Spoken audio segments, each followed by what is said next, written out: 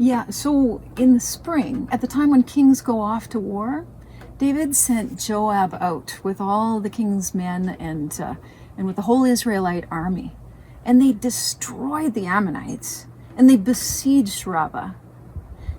No, David stayed in Jerusalem. Oh, so one evening, David got up from his bed and he went walking around on the palace roof. And from the roof, he could see a woman bathing. And she was very beautiful. So he sent someone to find out about her. And he came back and he said, she's Bathsheba. Yeah, daughter of Eliam and the wife of Uriah the Hittite. So David sent messengers to go get her. So she came to him and he took her. I know. So she was cleansing herself after her period. So she went home and then she conceived. So she sent word to David saying, I'm pregnant. So David, he sends word to Joab. He says, send me Uriah the Hittite. So Joab sent him to David. And when Uriah came to David, he asked him how Joab was doing and how the men were doing and how the battle was going. And then he says to him, so now go on down to your home and wash your feet. So Uriah left the palace and a gift from the king went after him.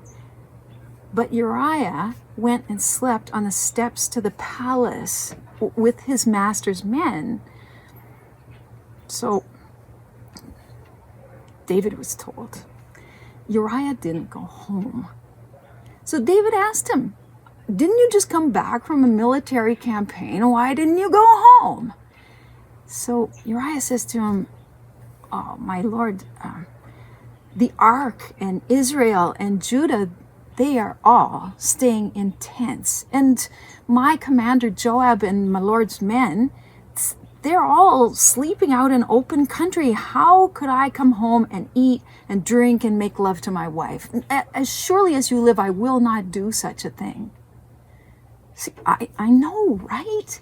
So David says to him, all right, well, stay one more day and tomorrow I'll send you back. So then, Uriah stayed in Jerusalem that day and the next. And at David's invitation, he eats and he drinks with him. David got him drunk. Still, Uriah went and slept on his mat with his master's servants. He didn't go home. So the next morning, David writes a note to Joab and he sends it with Uriah.